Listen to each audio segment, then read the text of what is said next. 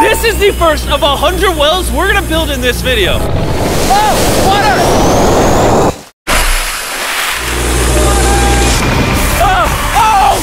You just witnessed a small village in Kenya get access to unlimited clean drinking water in less than a second. One down, 99 more wells in Africa to go. You're gonna love this video. Combined, these 100 wells are gonna give around 500,000 people fresh water to drink. And after building some more wells on this side of Kenya, we flew south to the school system of Nairiri. And let's just say, they were really happy to see us. How's it going? I was not expecting this.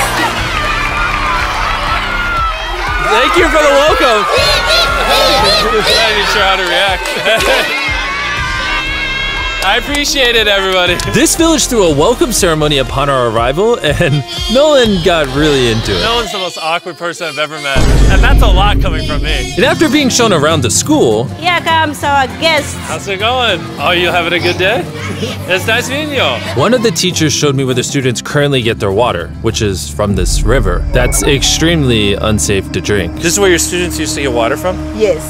This is crazy. Yeah. You know, students complaining of diarrhea, infections like typhoid, because this is the water we've been using. So we try to treat, but you see, look at it, you know, but at the end of the day, life has to move on. You have to get some water anyway. This situation is obviously extremely sad. These children's lives are being limited and sometimes cut short from being forced to drink unsafe water. But at least for this village, we're gonna put an end to it right now.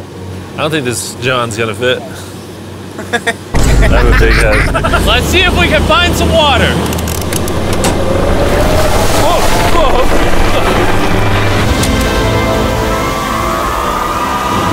It is raining!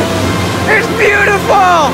After the water comes out of the ground, it's fed into enormous barrels like this one. And once they're built into the water towers, all of the neighboring villages will not only have clean drinking water, but a pressurized water source as well. Which, in short, means no more doing laundry and unsafe water. And pull! On a scale of 1 to Nolan's mom, how heavy is it? Nolan's mom times 2! Oh God. Dude, I'll push you off of this. Whoa. All right, here we go, under control. We built 20 more wells in Kenya, and after we were done, Bro has another well in. Don't worry, I have more water in my other shoe. And just so you know how we built these first 29 wells, we used this giant drill to dig hundreds of feet into the ground, past the polluted sources and into an enormous aquifer of pure drinkable water. After that, we spent time installing pipes so that people all around Africa can access water from spigots like this one in Nairiri. Let's see how it tastes.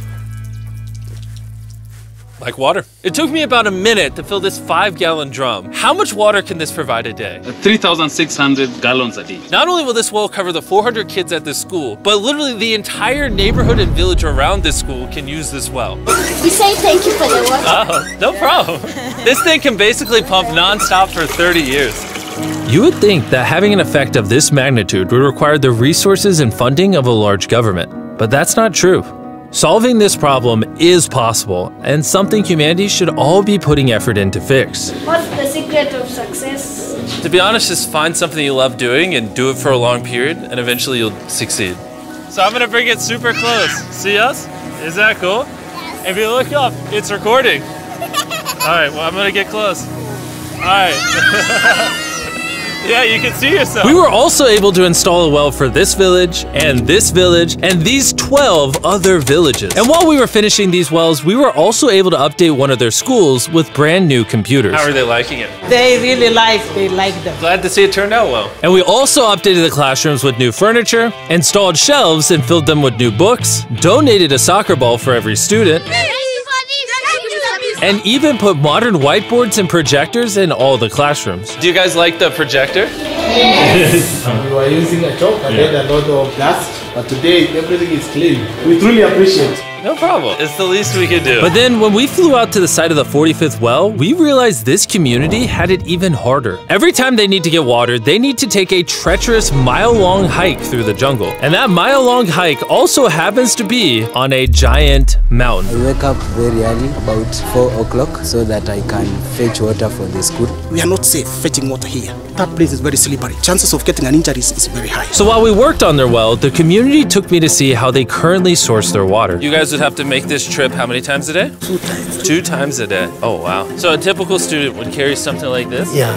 Oh, God. If 200 students did this every day, how hard could it be? It could be very hard. Oh boy. Dang, this is very steep. We're just walking down this mountain forever. Every day. It was actually surprising how difficult this hike was. And these people go through all of that just to get to this spigot. That's water is still unsafe to drink. This is where you guys get your water from normally? Yes. And filled with water, these jugs can weigh up to 40 pounds, which is insane for these children to be carrying up this mountain. The ladies can carry 2 of those. Oh, I totally can as well then.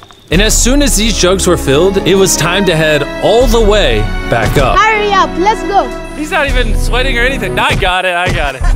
And now, instead of spending hours a day for unsafe water, their new well is only 10 feet away from the school. So, they can just fill it up here now. I'm too tired. And so we were on our way to the next village where we built our 46th well, but we ran into a little problem. We found out that this village is divided in half by this huge, dangerous river. It may not look like much now, but when the rainy season comes, the water comes up this high and literally swallows this bridge. And why this bridge is such a big deal is the village is over there, the hospital and schools are over there, so they're crossing this bridge multiple times a day. Despite how dangerous this bridge is, it's their only option. This river, when it is swollen, it can sweep away people, students, or even animals. In the recent past, we have lost about 3 people trying to cross this river. This loss of life is insane and absolutely unacceptable. The moment we heard about this, we knew we had to help. So while we started work on a new bridge that would let them reach their well, we then traveled over 2,000 miles from Kenya to the country of Zimbabwe. We've been in Africa for over a week, and we still have a lot more wells to do. You kind of smell. I know, it's weird. I showered this morning. Wow. Yeah. If you let me finish, I can put my arms down. Can I count on you two to finish these wells with me? Yes. First on the agenda was to check out a local hospital that was in dire need of clean water. Upon entering, we learned how big of an impact this clinic had on the village. How many kids do you guys give birth to a year here? In a month, about 50. Do 600 births a year? Wow. But unfortunately, the pregnant mothers at this clinic have to walk over a mile just to get water, and then carry these heavy buckets all the way back. However, the good news is we paid for the construction of a new modern well for them. All that needed to be done now was to turn it on. All right, Nolan, are you ready? I'm ready. Over. Let me get a dramatic zoom in. Nolan, I pressed the button. Is it working? It's flowing. Oh. Do we want to go check it out? Yes. Let's do it. I love how people are immediately just getting water right now. This is easily the coolest thing ever. Nolan here is a professional dancer. Yes. He will join. How do I always end up dancing? What is he doing? Oh gosh. I won't make you watch this anymore. Besides ensuring access to clean water, a lot of the students at this village lack transportation. So we decided to give all of them new bicycles. I know it looks like a lot of kids, but we bought a lot of bikes. Full disclosure, I don't know how to ride a bike. Jimmy only knows how to give away bikes. Never learned how to ride one. Let's break in all the new bicycles. 3, 2, 1, go! Oh, everyone's passing me.